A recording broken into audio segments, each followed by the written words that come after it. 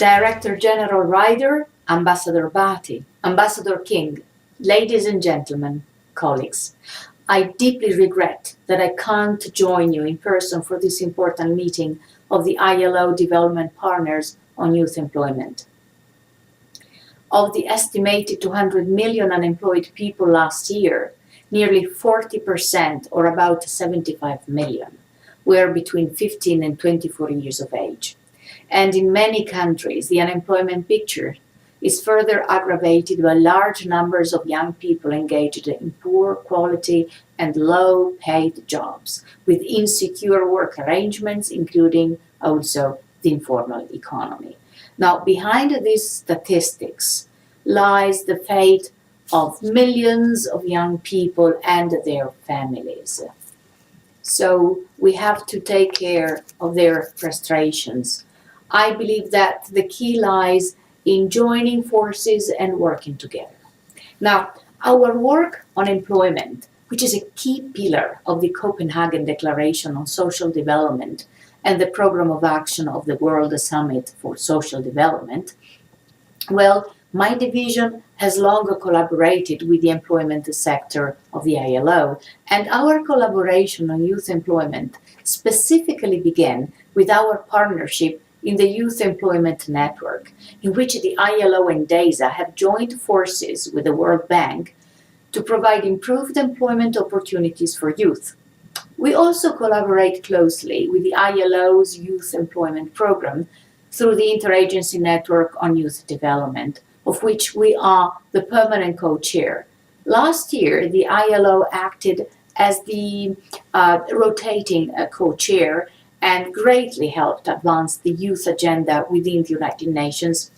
Recently, our collaboration with the ILO's Youth Employment Program has mainly focused on the development of the UN System-Wide Action Plan on Youth, and the United Nations Secretary General has made youth one of his priorities. He called for the development of a system-wide action plan on youth. And the system-wide action plan on youth, or Youth Swap, as we call it, is intended to be a guidance document on how the UN system will address youth development. It is guided by the World Programme of Action for Youth, which provides the overall policy framework and practical guidelines for national action and international support to improve the well-being of young people. And within this context, the System-Wide Action Plan on Youth focuses on joint action by the UN system on the issues identified by the Secretary General in his 5 years action agenda, and namely they are employment, entrepreneurship, political inclusion, civic engagement, and protection of rights and education, including education on sexual and reproductive health. And under the leadership of UNDESA and UN Habitat, through the Interagency Network on Youth Development, we developed the System-Wide Action Plan on Youth, thanks also to an online survey that was conducted in July-August 2011. Over 13,000 respondents from 186 countries participated in the survey. The development of the Youth Swap also benefited from strong participation of 49 UN entities who were consulted or provided input throughout the process.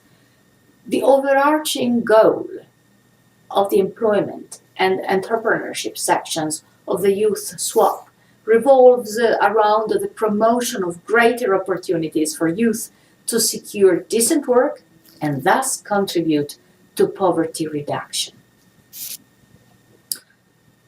The features that cut across all measures and commitments of the employment and entrepreneurship section of the Youth Swap are, I would summarize them in 3.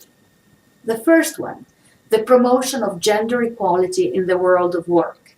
The second one, the development of targeting mechanisms to reach out to disadvantaged youth and the establishment of platforms for dialogue with and this is the third one, the participation by representatives of young people. So where are we now?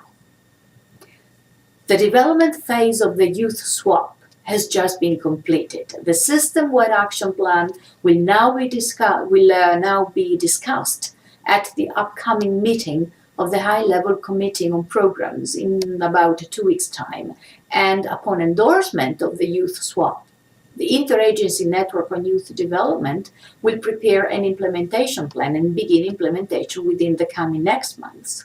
So we have a challenge before us to ensure that young people have the opportunity to find a decent work and can hope for a bright future. And we have the tools and the knowledge to tackle this challenge. So let us be clear. We need sufficient funding and resources devoted to addressing the challenge, to make the dreams of millions of young people become a reality, because that is the future we want. I thank you for your attention.